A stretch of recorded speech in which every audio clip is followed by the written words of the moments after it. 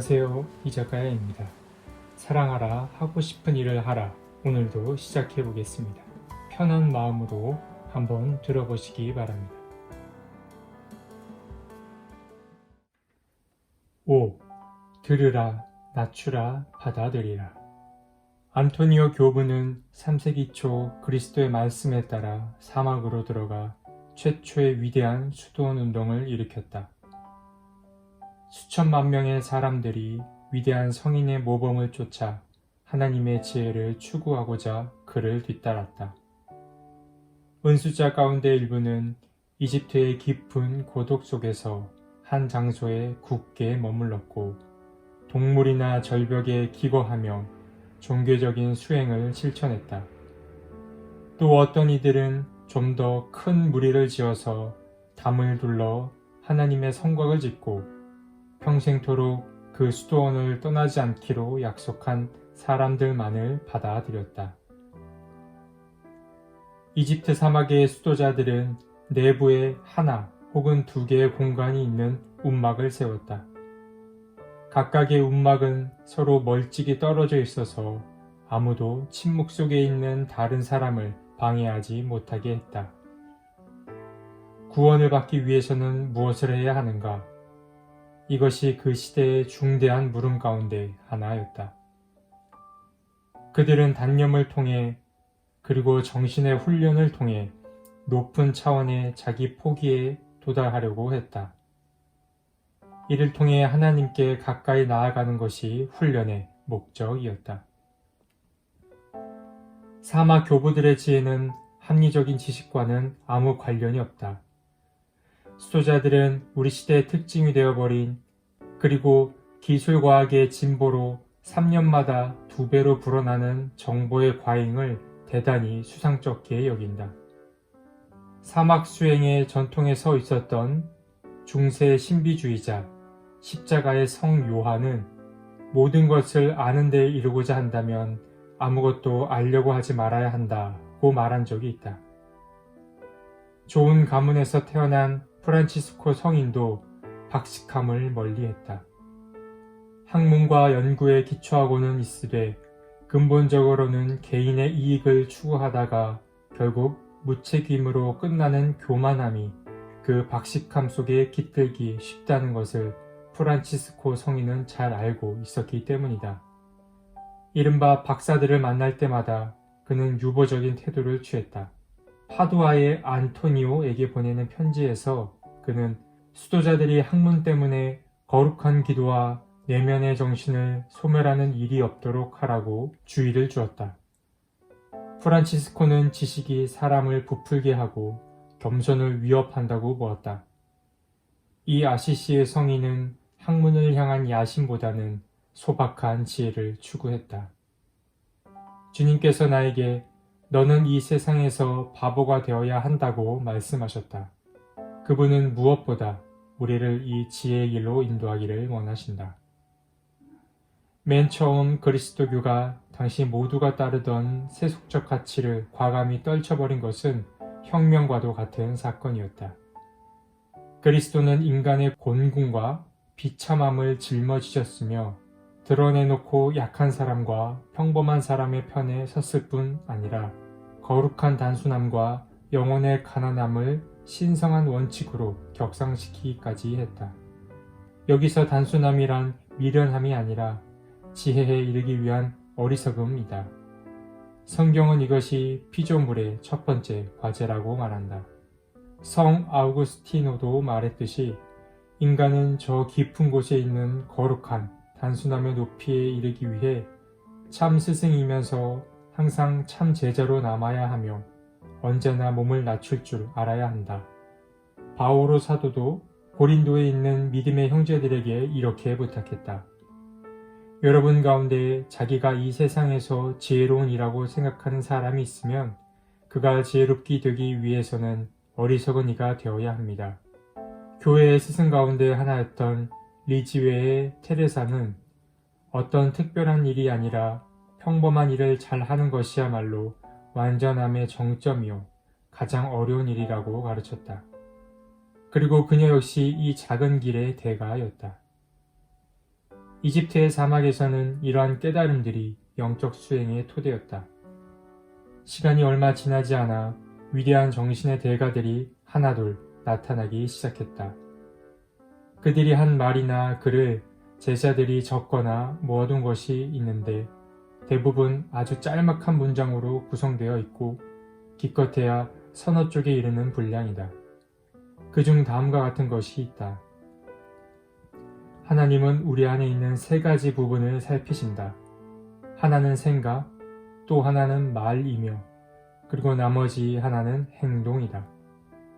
시조에스라는 이름의 수도 원장은 또 이런 짧은 말을 적어 놓았다. 하나님을 찾으라. 그러나 그가 어디 계시는지 묻지 말라. 어느 무명의 대가는 이렇게 설명하기도 했다. 하나님은 엄격함의 길과 나태함의 길 사이에 계신다. 너는 그분을 너의 지성으로 찾을 수 없다. 그러므로 다만 그분을 위해서 결단하라. 그러면 너는 침묵으로 말할 수 있게 되고 말하면서 침묵하며 금식하면서 먹고 먹으면서 금식을 하게 된다. 이것이 인간의 삶에서 하나님을 찾기 위해 배울 수 있는 최선의 방법이다. 나는 존 신부가 지혜로운 사람인지 아닌지 알 수 없었다. 그는 사람에 대해서는 도무지 아는 게 없었다. 이 미국인 신부는 사생활의 영역에 속하는 문제에 대해서는 이러쿵저러쿵 떠드는 것이 적절하지도 않을 뿐더러 아무데도 도움이 안 된다고 여겼다. 게다가 그는 수다하고는 거리가 먼 사람이었다. 그는 자신을 해석하는 법이 없었다. 자신의 어떤 문제에 대해 이야기할 때 그 문제 자체에서 벗어나지 않았다. 예면 예, 아니면 아니오가 분명했다. 그는 다른 사람의 이야기에 몰입해 들어주었고 길고 긴 물음들을 정확하게 기억했다. 종종 나는 외국어 단어를 틀리게 발음했고 내가 사용한 라틴어 개념 중엔 전문가들이 고개를 갸우뚱할 만한 것도 있었다. 하지만 그는 그런 언어적인 실수는 전혀 문제 삼지 않았다. 간혹 교정을 해준다 해도 기분 나쁜 상황이 연출되는 일은 없었다. 그는 전혀 남을 깔보는 듯한 인상을 주지 않았다. 나는 그가 참을성 있고 친절한 사람이라고 생각했다. 그런데도 우리의 대화에서는 때때로 거리감이 느껴지고 인간적인 감정이 없는 것처럼 보였다. 맛있는 음식이 되는데 꼭 필요한 양념 같은 것이 빠져있는 느낌이었다. 한참이 지나서야 나는 그것 역시 매우 고상한 태도임을 깨닫게 되었다. 보통 사람들은 인간관계 속에서 이것을 잃어버리는 경우가 왕왕 있다. 이것은 충분히 검증되지 않은 친밀함과 성급한 연대감을 삼간다. 그것들은 너무나 쉽게 실망으로 이어지고 관계를 깨뜨리기 때문이다. 존 신부는 의자에 앉았고 나는 메모장을 꺼내 펼쳤다. 이번에는 그가 먼저 이야기를 꺼냈다. 성 베네딕토의 수도규칙이 하고 많은 것들 가운데 경청하라는 말로 시작하는 데는 그만한 이유가 있습니다. 이것은 별로 눈에 띄지 않는, 언뜻 전혀 중요해 보이지 않는 말입니다. 하지만 바로 이 첫 마디 말에 베네딕토 수도회의 모든 것이 압축되어 있습니다. 문장 전체를 한번 볼까요? 오 아들아, 스승의 계명을 경청하고 내 마음의 귀를 기울이며 어진 아버지의 가르침을 기꺼이 받아들여 보람있게 채우라. 시간이 있을 때 이 문장을 묵상하시기 바랍니다. 누군가가 당신에게 말을 하고 있다고 생각해 보십시오. 아니면 이게 더 좋겠군요. 당신이 누군가한테 말을 한다고 생각하고 묵상해 보십시오. 경청하라, 받아들이라, 이행하라에 대해서. 나는 내 아이들을 떠올렸다. 머리를 쿵쿵 울려대는 녀석들의 워크맨이 한때 두 아이에게 최고의 친구였다. 무엇을 얘기해도 그 아이들의 귀에는 들리지 않는 것 같았다. 여기저기서 쉬지 않고 목소리를 높여가며 논쟁하고 수다 떨고 말다툼을 하는 매스미디어의 시대에 들으라는 제안은 뚱딴지 같은 소리로 느껴진다. 안 그래도 자꾸만 뭘 들으라고 최소한 흘려듣기라도 하라고 강요받는 세상이 아닌가. 베네딕토 성인의 가르침을 도대체 누구한테 들려줄 것인가? 아내한테 경청하라, 받아들이라, 이행하라고 말한다는 것은 상상도 할 수 없는 일이다. 아이들한테? 너 정말 안 들을 거야? 내가 아이라 해도 그런 말은 견디기 힘들 수밖에. 좋은 신부는 너무 쉽게 말하는 거다. 하지만 다른 쪽으로 한번 생각해보자. 잘 들을 줄 모르는 사람과는 좋은 만남을 갖기가 어렵다.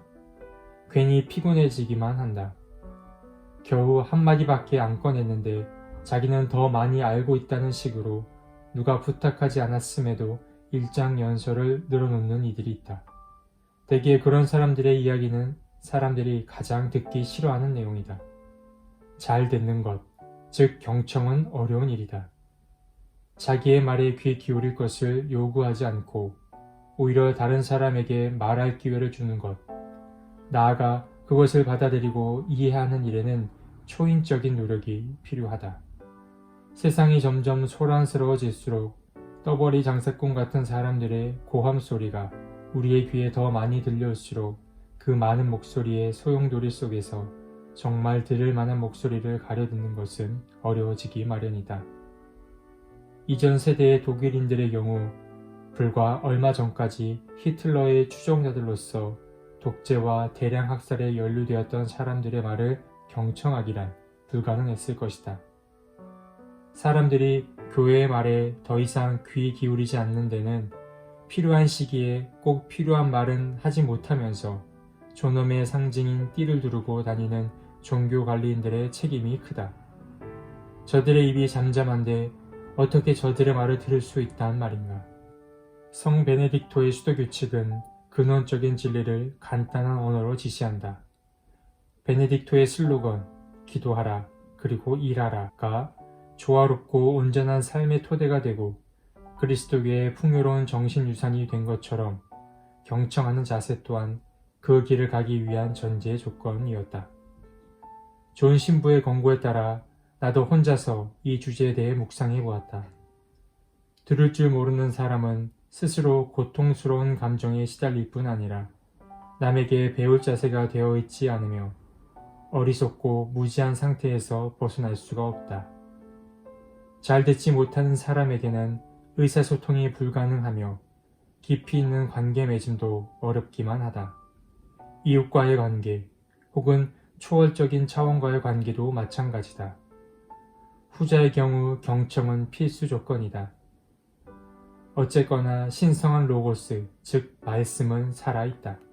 걸을 때도 거의 소리가 나지 않고 말은 항상 나지막하며 시시때때로 침묵에 잠기는 수도원의 생활은 단순히 신경을 안정시킨다든지 아늑한 공간을 창출하기 위한 것이 아니라 더 잘 듣기 위한 것이다. 베네딕토가 말하는 들음이란 깨어있는 마음으로 다른 사람의 귀를 기울이는 것, 존경하는 자세로 그 사람에게 진지한 관심을 보이는 일이다. 그는 또 머리를 숙이라고 요구한다. 이것은 다른 사람이 처한 공궁을 철저하게 듣는 것. 그 사람이 직접 얘기하지 않더라도 그를 끊임없이 괴롭히는 문제를 예민하게 느끼는 것이다. 그가 완전의 길을 잃어버리기 전에 소비의 탐욕에 빠져 너무 먼 곳까지 가버리기 전에 그에게서 퍼져나오는 구조 요청을 듣는 것이다. 베네딕토의 수도자들은 언제나 서로에게 귀를 기울여야 한다. 수도원장도 형제의 충고를 귀담아 들으라는 권고를 받는다. 젊은 수도자는 나이든 수도자의 지혜에 귀 기울여야 한다. 늙은 수도자들은 젊은 수도자의 아이디어에 귀를 기울인다. 사마 교부들의 위대한 지혜 말씀 가운데 하나는 다른 이의 충고를 배제한 채로 어떤 일을 시작하지 말라는 가르침이다. 그렇게 해야만 교만과 이기주의, 제멋에 빠져 일을 그치는 위험을 피할 수 있기 때문이다. 다른 사람의 생각, 그것도 자기의 생각과는 전혀 다른 의견을 받아들이기 위해서는 극기의 훈련이 필요하다. 가자의 도로테오의 계명에 보면 자기가 스스로를 인도하는 것보다 해로운 것은 없다는 말이 있다. 이 수도자는 다른 사람에게 충고를 구하지 않고 내 생각만 따르는 것을 스스로에게 한 번도 허용한 적이 없다고 고백했다. 성 베네딕토는 들음을 진정한 삶을 위한 기본 자세로 삼으라고 충고하는 데 그치지 않고 과연 어떻게 들어야 하는지에 대해서도 제시하고 있다.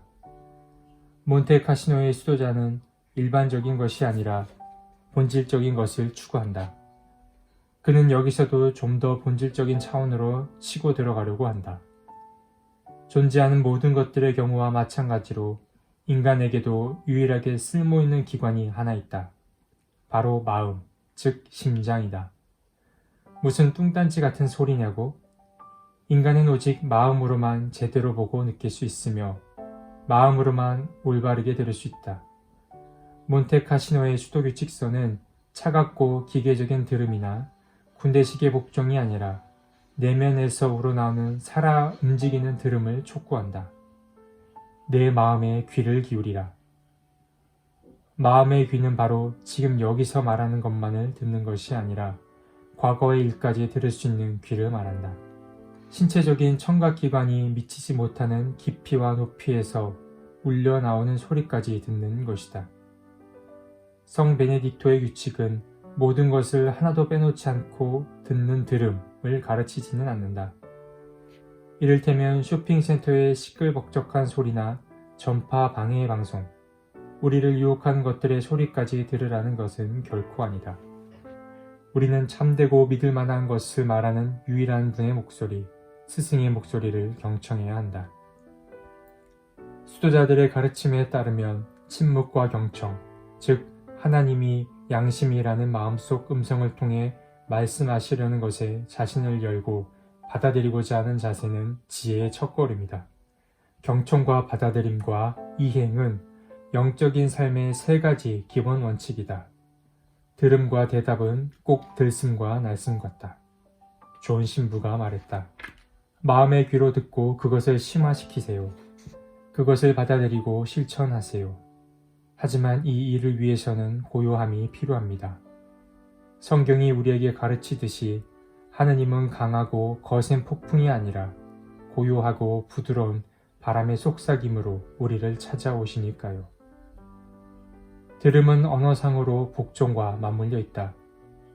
누군가의 말을 경청한다는 것은 그 말이 우리의 존재를 비출 때 그 사람을 따라 나설 준비가 되어 있음을 의미한다. 선생님이 ABC나 구구단을 읽어줄 때 무조건 따라 읽는 신입생 어린이들의 모습과 비슷하다고나 할까? 그러나 나는 복종을 이해하기 어려웠다. 나는 할 수 있는 한 권위에 저항하는 타입이었다. 부모나 교사의 권위, 관공서나 정치가의 권위, 이런 것들은 나에게 반사작용을 일으키게 만들었다.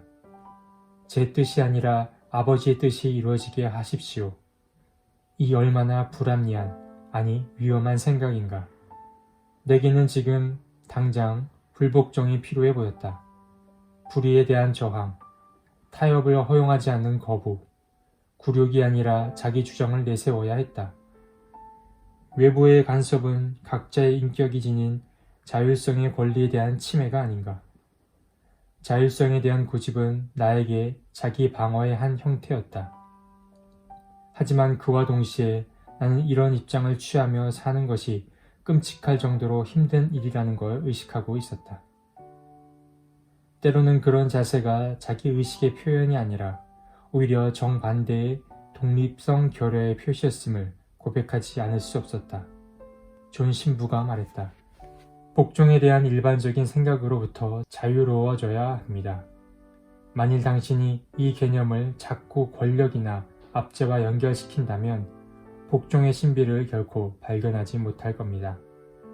축구선수가 감독의 지시를 따르는 것은 지배와 피지배의 관계에서 나오는 게 아니라 그것이 경기를 풀어가는 데 도움이 되고 팀 전체를 최상위로 올려놓는 데 필요하기 때문입니다. 성 베네딕토 성인은 마치 좋은 감독과 같습니다.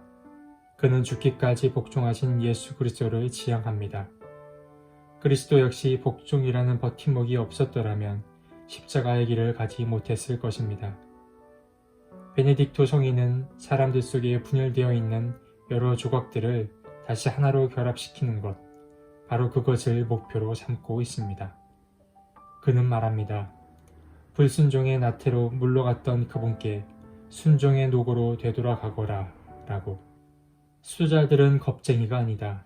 수많은 수도자들이 신앙을 위해 용기 있게 실천하는 과정 속에서 자신의 생명까지 바쳤다.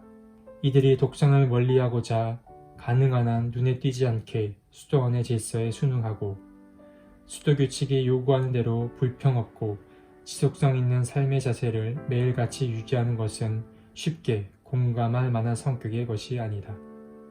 사실 수도자들이 가장 힘들게 생각하는 덕목은 소유의 포기나 결혼의 포기가 아니라 복종하는 삶이다. 복종은 하늘의 돌보심에 대한 확신을 강화해준다.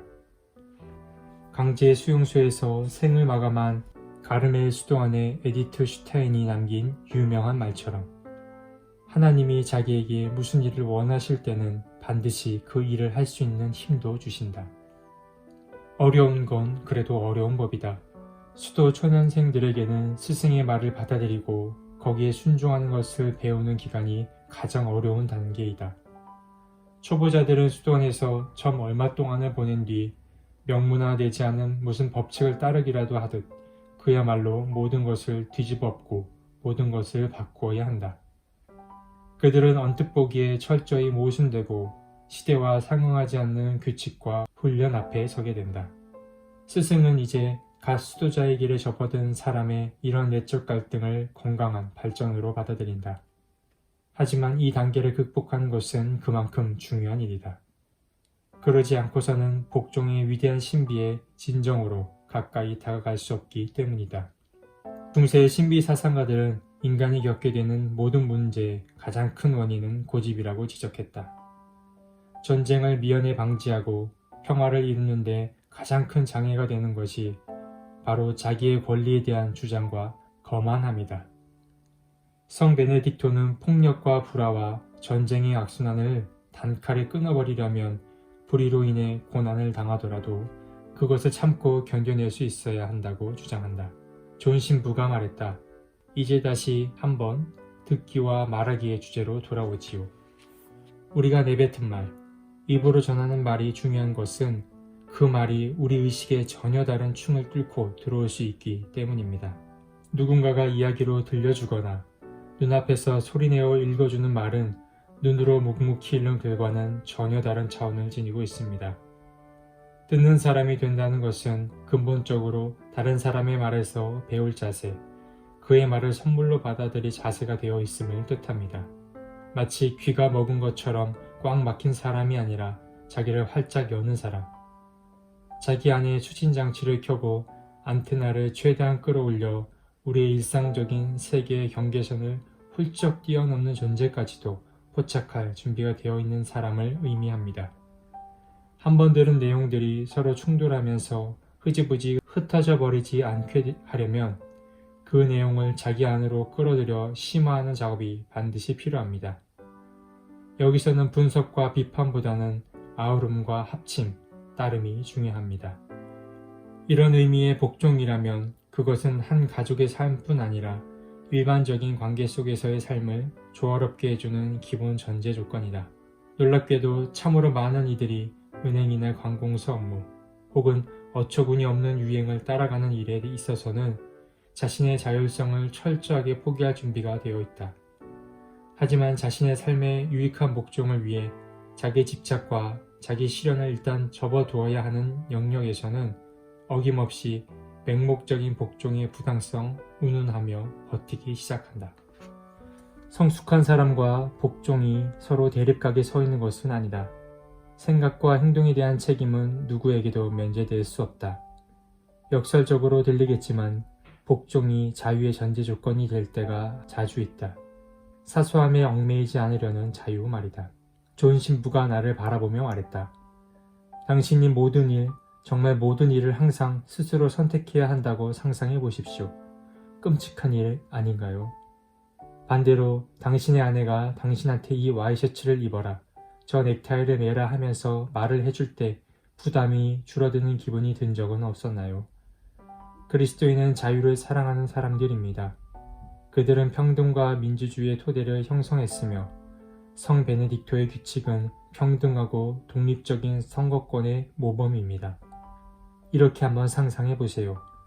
어떤 사람이 있었습니다. 그는 복종을 통해 자기보다는 다른 사람의 말을 경청하는 법을 배웠습니다. 그는 복종함으로써 빛 안에 거니는 사람은 어둠 속에 다니지 않을 것이라 약속하신 그리스도를 신뢰하는 법을 배웠습니다. 그리고 자신이 이 신앙에 복종한다는 표현으로 이런 문장을 짓습니다. 주여, 저는 제 삶 전체를 당신의 손에 놓습니다. 그는 잠시 이야기를 멈추었다. 그리고 이내 다시 말을 이었다. 이것이 놀라운 우정의 시작이라는 생각이 들지 않습니까? 존 신부와 헤어진 뒤 나는 미국의 유명한 블루스 가수로서 우리에게 붐붐붐 같은 노래를 선사했던 존 리 후커를 떠올리지 않을 수 없었다. 존 리는 목화 농장에서 일하며 살았던 흑인 농부의 아들로 태어났다. 일찍이 읽고 쓰는 공부를 거부한 그는 자기의 모든 책을 버리고 하나님이 그에게 선물한 단 한 권의 책만 남겨놓았다. 그 책이란 자기의 마음에 새겨진 책이다. 존 리는 클럽에서 또 순회 공연을 하면서 노래를 불렀다. 인종차별이 심한 시대였기 때문에 미국 남부에서는 백인들과 같은 식당에서 식사할 수조차 없었다. 매니저가 그에게 사기를 쳤으나 그는 그 비정함에 크게 마음 쓰지 않았다. 그의 음악은 심장에서 나와 사람의 영혼을 어루만지는 것이었다. 치유의 음악을 위한 그의 노력은 말년에 가서 대대적인 인기로 보상받았다. 그는 한 번도 악보를 손에 잡아본 적이 없다고 말한다. 그저 자신의 귀에 들려오는 소리에 귀를 기울였을 뿐이라고. 처음에 그것은 어머니와 아버지가 그에게 하는 말이었다가 나중에는 자기 자신 안에서 들을 수 있는 소리가 되었다. 그는 성급하게 자신의 자서전을 직접 디자인하거나 각색하려고 야단 법석을 떨지 않았으며 자기의 생애를 오롯이 받아들여 완성할 수 있도록 했다. 이것이 정확한 의미에서 성 베네딕토의 복종이라고 말할 수는 없을 것이다. 그렇지만 들음, 받아들임, 이행의 의미에서는 어쨌든 복종의 한 형태다. 끝으로 존 리는 이렇게 말했다. 자기는 사실 모든 걸 가진 사람이라고. 먹을 것, 입을 것에서 차고에 있는 몇 대의 캐딜락에 이르기까지. 하지만 아무리 가져도 충분하지 않는 것이 하나 있었다고. 사랑받는 것, 그리고 사랑을 주는 것이 바로 그것이라고.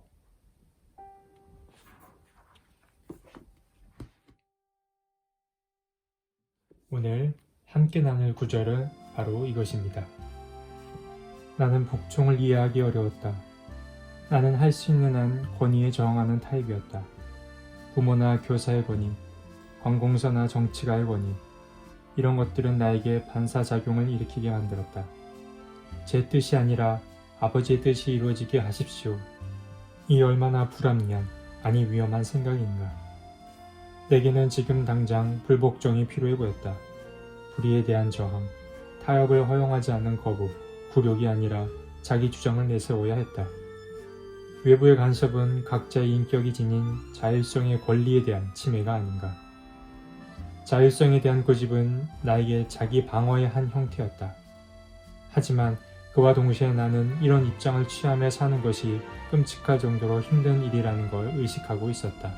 때로는 그런 자세가 자기 의식의 표현이 아니라 오히려 정반대로 독립성 교류의 표시였음을 고백하지 않을 수 없었다. 성숙한 사람과 복종이 서로 대립각에 서 있는 것은 아니다. 생각과 행동에 대한 책임은 누구에게도 면제될 수 없다. 역설적으로 들리겠지만 복종이 자유의 전제 조건일 때가 자주 있었다. 우리는 자유를 원한다고 하지만 어쩌면 세속적인 복종을 원하고 있는지도 모르겠습니다. 참 자유를 위한 여정은 무언가를 끊어내는 복종을 통해서 시작되지 않나 생각해 보게 됩니다. 그럼 다음 시간에 뵙겠습니다. 안녕히 계십시오.